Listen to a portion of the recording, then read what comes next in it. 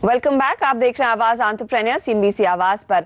सभी traditional businesses धीरे धीरे डिजिटल प्लेटफॉर्म की तरफ जा रहे हैं। सरप्लस टेक्सटाइल एक ऐसा ही पुराना व्यापार है जो अब ऑनलाइन की राह पर निकल पड़ा है।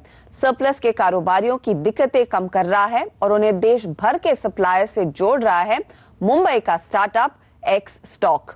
देखते हैं स्टार्टअप की जर्नी। देश में करीब डॉलर का टेक्सटाइल बनता है, जिसमें से 10 से 15% यानी करीब 65,000 करोड़ सरप्लस होता है। B2B मार्केट में इस सरप्लस टेक्सटाइल की बिक्री अब तक पारंपरिक तरीके से यानी किसी एजेंट के जरिए मिल्स अपना सरप्लस माल बेचती है, लेकिन अब ये काम भी डिजिटल तरीके से होने लगा है। कई साल टेक्सटाइल सेक्टर में काम कर चुके संजीव खंडेलवाल ने अपने सहयोगी मिहिर शाह के साथ मिलकर xstock.com इस सरप्लस स्टॉक्स के ऑनलाइन B2B मार्केटप्लेस की शुरुआत की। xstock एक ऐसा डिजिटल प्लेटफॉर्म है जो B2B मार्केट के सरप्लस टेक्सटाइल बायर्स और सेलर्स के बीच में एक्सचेंज के तौर पे काम करता है। यहाँ होलसेल और ऑक्शन के जरिए ऑनलाइन शॉपिंग की जाती है। कंपनी फिलहाल 400 से ज्यादा ऑक्शंस कर चुकी है।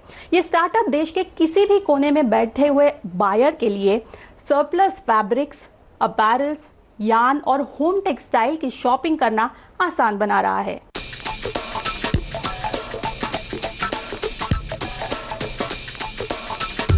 xstock ने टेक्सटाइल कारोबारियों की दिक्कतों का हल निकाला है। फिलहाल xstock के प्लेटफॉर्म पर 7,000 खरीदार और 250 नामी सप्लायर्स लिस्टेड है।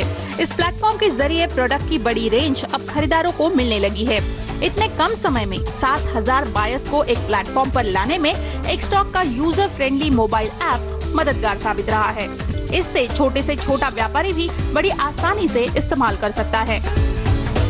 जब हम बात शुरू करते हैं बायर से और उनको एक कॉन्सेप्ट के बारे में बताए थे, सबका कॉन्सेप्ट बहुत अच्छा लगता है।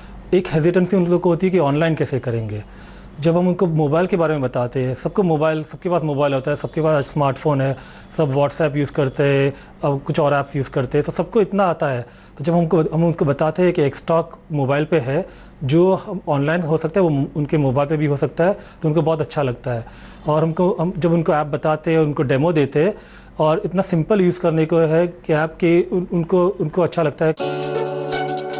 इस आइडिया को कारोबार का रूप देते वक्त फाउंडर्स को इस बात की चिंता थी कि क्या ट्रेडिशनल फिजिकल ऑक्शन से हटकर कारोबारी इस डिजिटल प्लेटफॉर्म को अपनाएंगे या नहीं।